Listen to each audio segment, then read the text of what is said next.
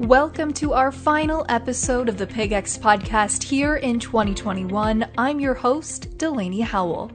We're releasing today's episode a little differently than our normal timeline. Usually, we release them the first Monday of the month, but today, you're in for a special treat because we're going to begin sharing some post-Swine Survivability Conference recaps. Welcome to all of our new listeners who may have found us at that conference, which was held back at the end of October in Omaha, Nebraska. For those of you who missed it, you're in luck. Like I mentioned, over the next couple of months, we'll be bringing you recaps from the various speakers who spoke at the conference and share some of their major highlights. Today, we kick things off with two of the brains behind the conference. Well, as we start to get into a little bit of a post-conference recap today, we're joined by Dr. Joel DeRouchey, who is the State Swine Extension Specialist at Kansas State, and Dr. Jason Ross, Director of the Iowa Pork Industry Center. And both notably, you guys are professors of animal science, so this is right within your wheelhouse. And you both really put on a great conference last month talking about swine survivability. So Jason, I'll kick it over to you first. Tell us a little bit about the grant project leading up to the conference and how this conference really culminated all of the research that's been going on to this point. Yeah, Delaney, it's great to be with you and great to have this conversation with you and Joel and talk about the project and the conference and everything that's going on related to that area. The conference really, was something that, came to mind about 3.5 years ago when we started putting together the project proposal with Joel and myself and about 15 other investigators from K-State, Iowa State, and Purdue.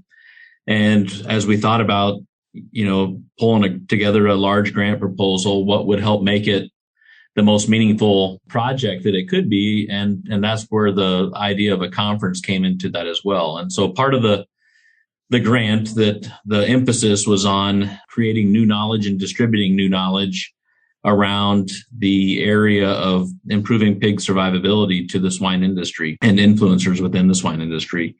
And so when we started thinking about the research and generating, conducting projects that are going to generate new ideas and new strategies, the team just thought having a conference partway through that would be a great way to start distributing some of the information that's coming out of the research programs that are involved with the grant, but also doing it in the middle of the grant would create opportunity to gather on that momentum to, hopefully influence and shape the way we finish the project as well. Really, ultimately the goal, and you've touched on it very well, was to bring together information generated as well as other information that's out there. And, I think of it as we've gotten done, I'm not sure we should have called it a conference more than probably more of a think tank type, because it really was able to bring a lot of people in, industry experts, and really get to the nuts and bolts of some discussion. While we did have some overarching, bigger picture issues or discussion about swine survivability, ultimately, there was a lot of comments, and I think we're really pleased with some of the speakers that were able to get down to the slat level, everyday type of management, routines, employee training that a lot of people could take information home on. And that was ultimately our goal. We wanted information we taken home and utilized.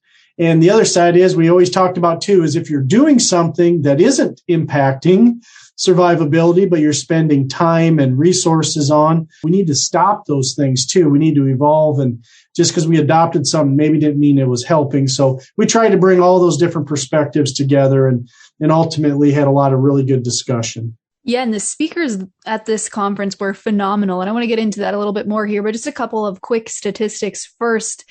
This conference really was a great turnout, and it was supposed to be held in 2021, but of course the pandemic had other thoughts in mind for us. But this conference that was held, back in November had about 450 registrants covering 29 states and 5 countries. And there were about 175 companies represented, which, were all facets of the industry, from wean to finish, fair to finish, research, nutrition. There were a lot of key stakeholders present at this event, including some of those really great speakers. Joel, Jason, you guys both served as MCs and helped really coordinate this entire conference. Talk to us about some of those speakers and some of the highlights that came out of the conference. I think as you look at some of the speakers, they were, again, able to bring together a lot of, nationally recognized businesses. Ultimately, you have to choose speakers that hopefully resonate with the audience and have some visibility. And yeah, everywhere from our genetic companies to, nutrition service providers to certainly university speakers across multiple disciplines, those that are involved in employee training. And ultimately, it was really exciting on the second day was allowing a lot of our graduate students and even undergraduate students involved in the direct research talking about it. So, yeah, it was, being able to bring all those together and basically creating that interest. As you say, 175 different companies representing different interests in the pork industry, as well as many of those were producers themselves representing their company or business. And so they were able to contribute and help bring ideas that helps in this area. Yeah, I do. I think, that was one of the things that I was really pleased with on the conference. And I think Joel and the rest of the team were as well, is just the breadth of the industry that was represented, because, that was one of the things that I felt at the conference and shortly after, that it was just very well received, that attendants or attendees, registrants, when they left, they left with a greater sense of purpose and trying to have an impact in this particular area of the pork industry. And that was really what we wanted it to do. That was one of the primary focus of this conference, was to help create action. And that was some of the speakers, actually, that was the emphasis that they made, was creating action.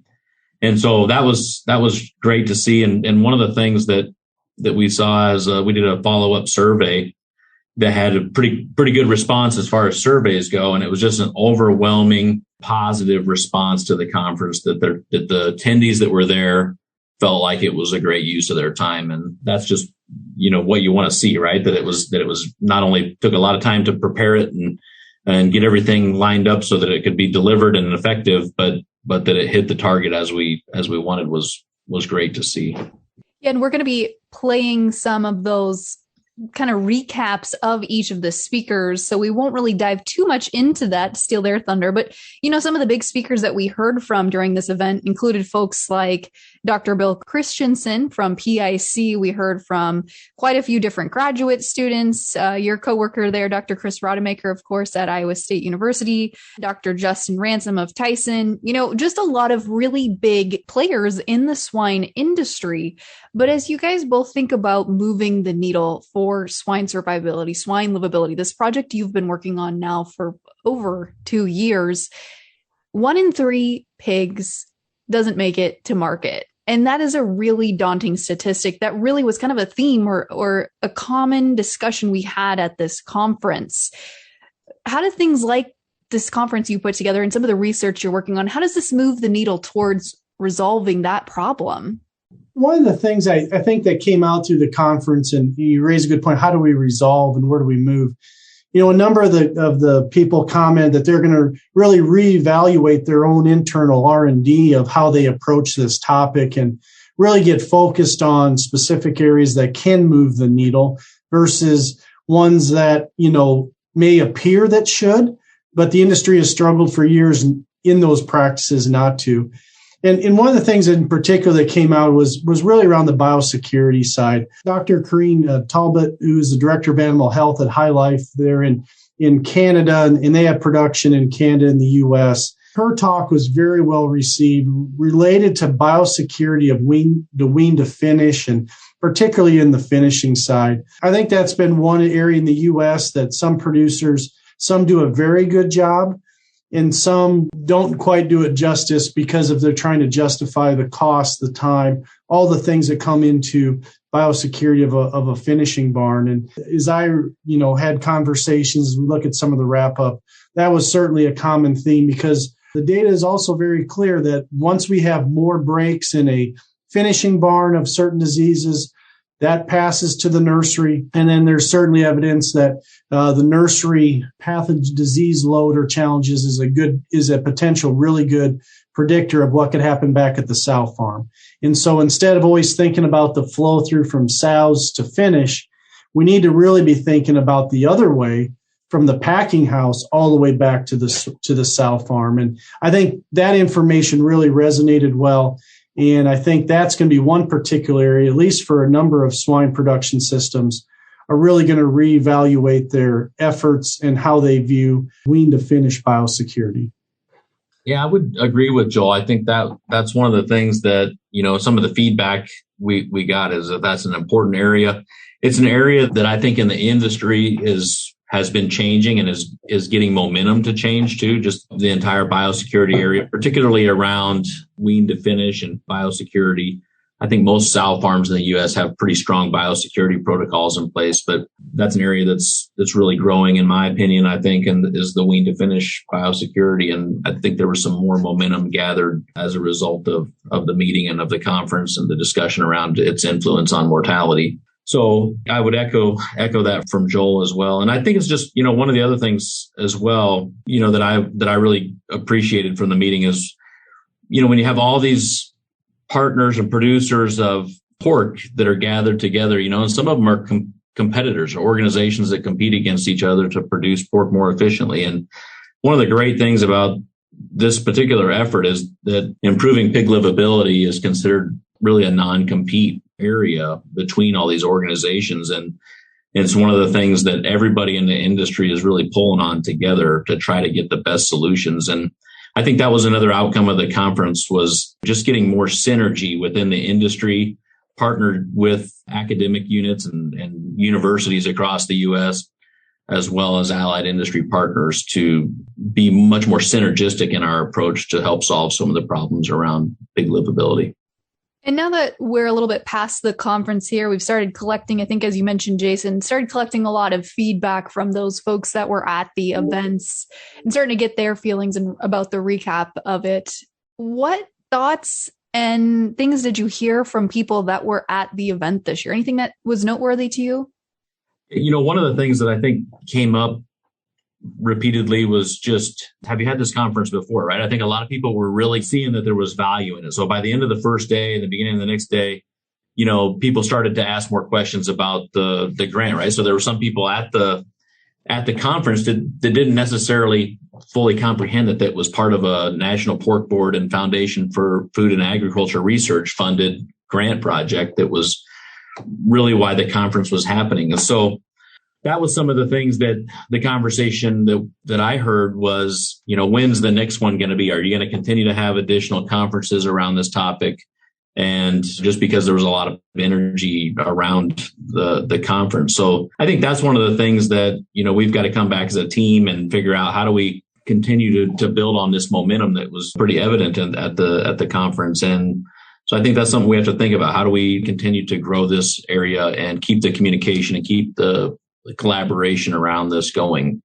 Yeah, and I think that's, one of the things is, because once you have a very visible event like this conference that this many people attended, Jason's exactly right. Didn't recognize the officialness of the project and all the other things that are going on, but they've certainly learned about that now. We have an advisory council that's industry based from some of our large and small producers, and they've been giving us feedback for going on 3 years in terms of applied research. And actually here in December, we have another meeting with that group to kind of help us with some potential next steps. And so I think part of it too is understanding that, the conference is one thing, but all of the applied research that's been going on, the dozens and dozens of students that have been trained that are now going to, that as they learn more about this as an industry issue, we're directly attached as they go out into the workforce working for producers and allied industry. And really what's next? They were asking about when's the next conference, but we just view all this work as part of that industry partnership. Jason shared at the conference, the multitude of commercial operations that have been involved in our applied research. And again, we had one come up and basically question why they were never asked to be part of it, which was a valid point and also a nice compliment that people were wanting to be involved. And I don't know how many messages I've had since the conference as well, just directly, hey, where can we have a place where, whether they have nutritional services or potential facilities. And so I think it's a good industry involvement. And honestly, this isn't just Purdue, Iowa State, and K-State. This is maybe where it spills into a lot of other academic institutions as well, as we look at, the U.S., and certainly this is a global issue. but how we look at partnering with our commercial operations. Because oftentimes they don't have the ability to help collect all the data, analyze all the data. That's where the student side becomes so valuable for them to kind of help give them a lift with some of that when they have the facilities. And so I see that as a big next step that the industry was wanting, and also see where we can continue to harness those resources and work together. Yeah, and I think really the energy at the conference was really high level. A lot of people were sharing, a lot of speakers were sharing take-home messages or, here are things you can implement, here are things you can change right away. Ron Ketchum really stuck out to me as giving us specific items, action items, if you will. And I think a lot of the discussion that we had in some of the breakouts was really great because a lot of folks shared their input. And so, when you're at a conference like this, you're feeding off of the energy, you're feeding off of what other people are sharing. Then you get home and you start to digest it all, and then you lose some of that momentum. So how do we continue to build that momentum and keep that moving the needle forward? You made the comment about the energy, Delaney. That was one of the things that I gathered too from the students, and Joel brought up the students, their progress reports and their research reports that they gave. And the other thing that happened after those student reports and presentations was kind of open discussion. And there was just so much open discussion. I'll be honest, when we were setting up the agenda, I was asking myself, is an hour too much time, right? We're setting aside an hour for open discussion after some of these talks. And I've never been to a conference before. I don't know if you have, Joel or Delaney, but where there's an hour in the middle of a morning session for open forum discussion with 100, 150 people, maybe 200 people in the room. That was probably some of the most insightful minutes of the entire conference, was the back and forth and the dialogue and people offering up their information and observations, and then others commenting on that and offering their perspective on it. I thought that was probably some of the most influential pieces, because all the graduate students that were in the room, seeing, industry representatives share ideas like that, and then they're taking it back and thinking about how is this going to form and affect the next project that we do at K-State or Iowa State or Purdue. And so that was a great thing. And then the other thing too, I would say on the energy and just kind of the perspective, was one of the things that just really caught me was when at the end of the first day, Noel Williams, who's one of the great thinkers, I think, in our industry, shared what he thought were the highlights of the day. And it was just, I thought, a remarkable recap of all the things that we should be thinking about that all the different speakers brought to the table. And I think that's what I would encourage folks that go back and watch presentations later, is to watch that summary and those highlights. And then Noel and Mike Tokash did the same thing on the second day. And I think that was also a great highlight of all the things that were covered in the meeting and in the conference that we should be carrying our focus forward on. That's exactly right. And I think the biggest thing then too is back to how do we keep it going forward?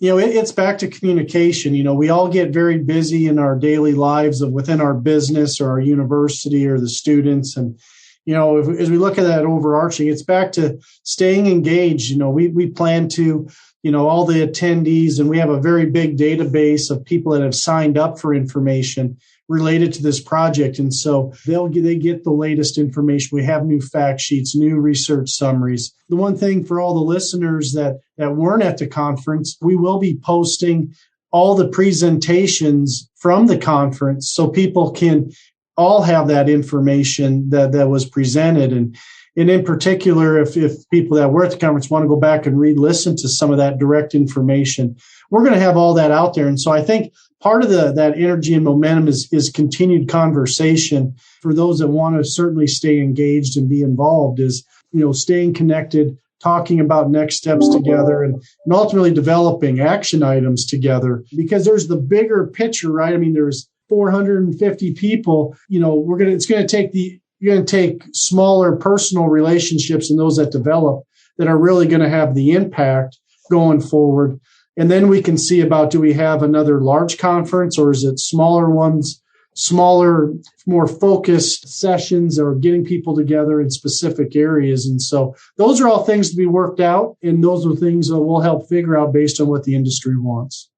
Absolutely. And we'll get to that here in just a moment, talking about where folks can find those resources, which I believe dropped today as the podcast is airing today. But kind of a wrap-up question for each of you before we get to that point. One of the other big topics was not only survivability, but also sustainability, which is a little bit of a buzzword in the industry and can mean a lot of different things for a lot of different people, but a lot of speakers touched on that during the conference. And more specifically, Dr. Kaysen mentioned that the next conference could be on sustainability. Do you guys see that in the future? And how does this grant, once your 5 years are up, where do you go from here? Yeah, I think, Dr. Kaysen from the National Pork Board touched on that in his presentation. You're right, Delaney, and he did a tremendous job, I think, in painting the picture of a sustainable pork industry and the importance and the role of efficiency. And so, when you look at production efficiencies, that's one of the major influencers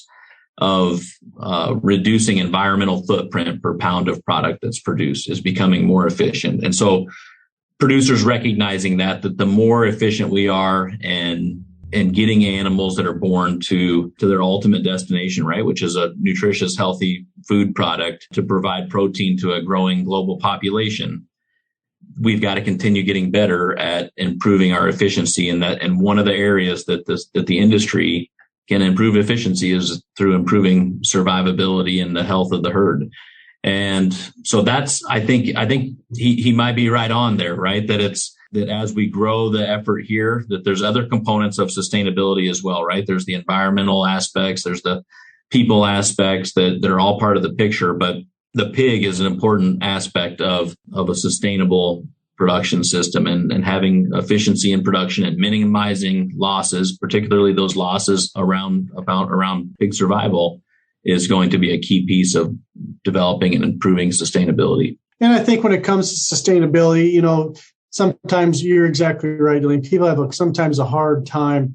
What does it mean, right? Or is it just a buzzword that's supposed to sound good? And the reality is, I think as our history's evolved, sustainability isn't used as a punchline, probably like it maybe was 4 or 5 years ago, right? Is just a buzz term. People truly are invested in it because they recognize that is a meaningful way to term how we make our operations socially acceptable, financially acceptable for producers, and offer the next generation a return back to that family operation, or to start a new swine business, by putting up, where they start themselves or they put up, wean to finish barns and rent them to another producer. And so certainly the We Care principles of the National Pork Board, it's a solid foundation within it. Pork Board's committed to sustainability. They've been doing a lot on the agronomy and, kind of the environmental side. Sustainability is certainly going to continue to be a focus of other areas. And again, pig survivability and the ability to produce more pork with the resources that are in a barn is part of sustainability. And so this just naturally fits into that. And certainly we feel that while this is set up on a 5-year project, we'll look to see how this topic fits with the longer term goals and the funding of our U.S. pork producers through the Pork Board in the entire sustainability area. Yeah, I would just add to that, one of the things that, Joel brought up the idea that sustainability is kind of a buzzword now, more so than it has been in recent decades. But I think when you start defining it with having increased productivity with a reduced environmental footprint and utilizing fewer resources, pork producers across the United States have been becoming more and more sustainable. The industry has been becoming more sustainable the last 50, 60 years than many other industries. And, they've just made tremendous improvements in the last 50 years with producing more pork while using fewer inputs and having a smaller carbon footprint. And so I think that's a story that don't want to let that go either, right? Or let that not be known that, the industry's made substantial strides in the area of sustainability before people started calling it sustainability. And, while there's still area for improvement and growth, I just think that the industry, the swine industry in particular, is one of those that will really embrace that and continue to make significant improvements in the coming years. Absolutely. Jason, Joel, as we wrap up our time together here, Joel, you mentioned that there are some resources that will be available for folks that were both at the conference and not at the conference if they want to catch up on things. All of the sessions were recorded, so folks will be able to watch those videos. Share with us how people can find them. Yeah, so the project hosts a website. It's at piglivability.org. And on that site, we have all of our resources for the entire project. There is a specific area of the conference itself, and we will be creating those videos and in the content. Since they've been recorded, we're going through that process right now to get them split apart, getting them by speaker and their information. So, but again, our website, piglivability.org, is really a clearinghouse of all of our information. There's a lot of fact sheets. There's a lot of other short information on the research with a voiceover, kind of in a podcast type form with the actual PowerPoint. A lot of information on that particular website. And again, this is where we'll house and put all the information from the conference information. I would just add to that too. There is a spot on that website that you can add in your email address if you want to get updates and connected to, when additional information is added, or when we're, hosting or doing different things. We can make sure that people get that information more quickly if they sign up on that website. Again, those presentations will be released today and can be found at piglivability.org. But don't forget, I'll also be bringing you some of those condensed versions of the highlights speakers had to share, which will be available over the next few months right here or wherever you get your podcasts. So be sure to hit subscribe to stay up to date on the latest episode. Until next time, I'm your host, Delaney Howell, and this has been the PigX Podcast. PigX is a national podcast hosted by the Pig Livability Project partners at Iowa State University, Kansas State University, and Purdue, and supported by the Iowa Pork Industry Center. For more information on the project, head to www.piglivability.org, or to inquire directly with questions regarding the project, email ipic@iastate.edu. PigX. Ideas in the swine industry worth sharing.